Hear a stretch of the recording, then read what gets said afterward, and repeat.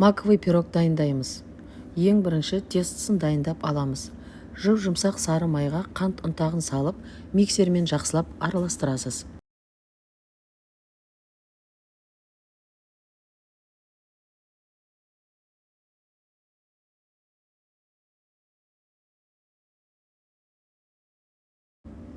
Араласып болған соң сары уыздарды саламыз. Миксермен әдемілеп араластырып алып, миндальная мука, мак, разрыхлитель, ұнды қосып, қамырда илейміз.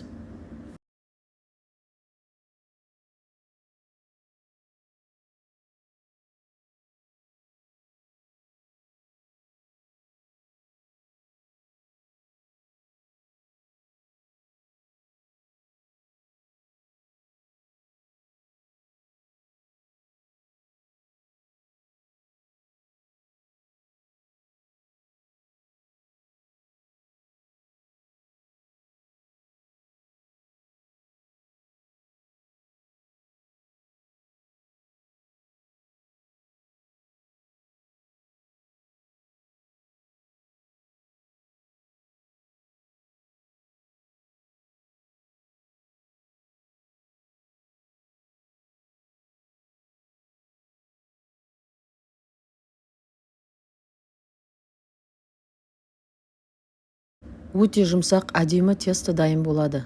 Тесто дайын болған соң теңдей екіге бөлеміз. Себебі біз 2 противенге салып пісіреміз. Мендегі форма 25-35. Сіздер 30-40 етсеңіздер де болады.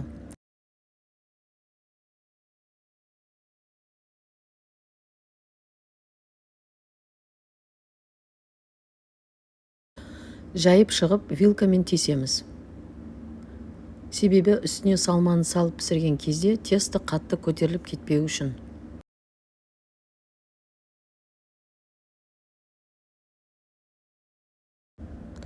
Ал енді меренгісін дайындап аламыз. Белокқа шымшым тұз салып, миксермен бір бағытта араластырып аламыз.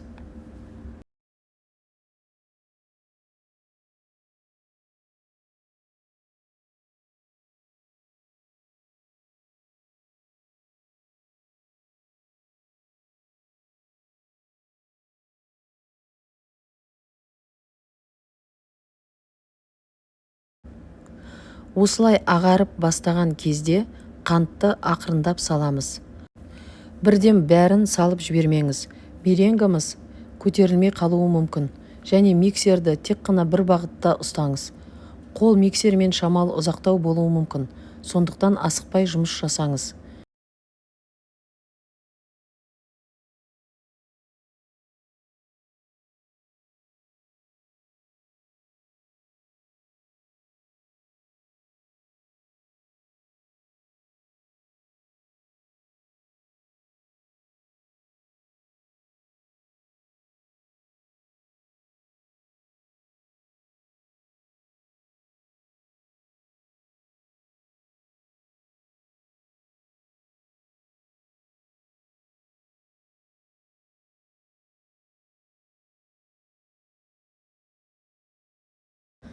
Осындай өзінің формасын ұстайтын меренга дайын болды.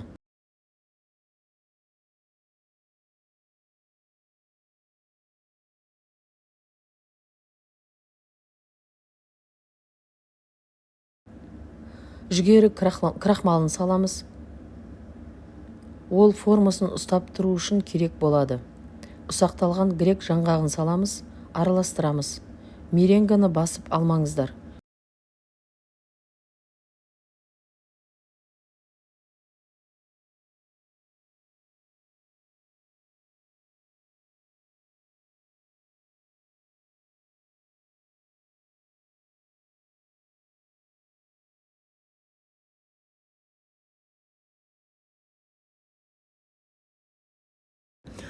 Осылай 2 противендегі тестоға меренганы теңдей 2-ге бөліп саламыз.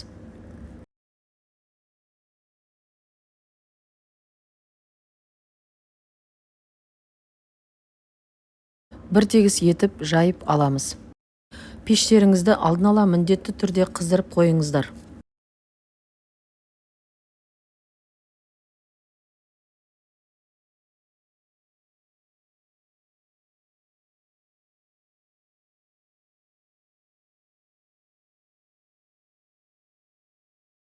Кез келген өзіңізге ұнаған замороженный ягодаларды салуыңызға болады, және миндальный слайсы себеміз.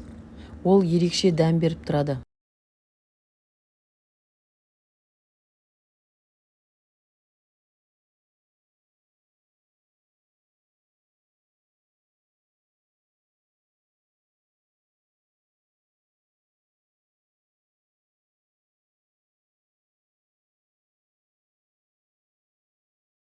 Жүз 50-180 градустың аралығында 35 минутта пісірдім.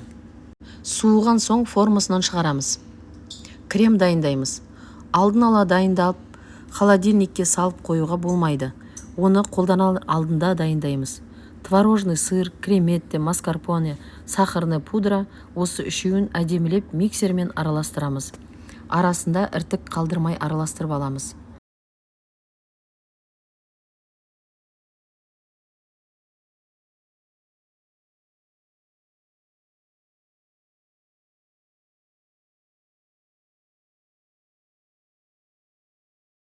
Салқын сливкиді қосып, миксермен араластырып аламыз. Дайын кремді кондитерлік қалтаға құйып дайындап қоямыз.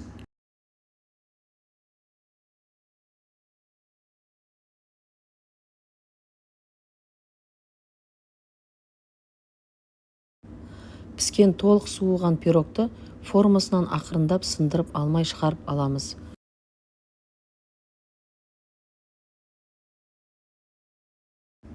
Кондитерлік қалташаға құйған кремді осылай тегіс етіп жағып шығамыз. Екінші коржды қоятын кезде ұқыпты болыңыз. Қасыңызда бір адам болса, мүмкін сол адам көмектесіп жіберсе, сізге жұмыс жасау оңай болар еді.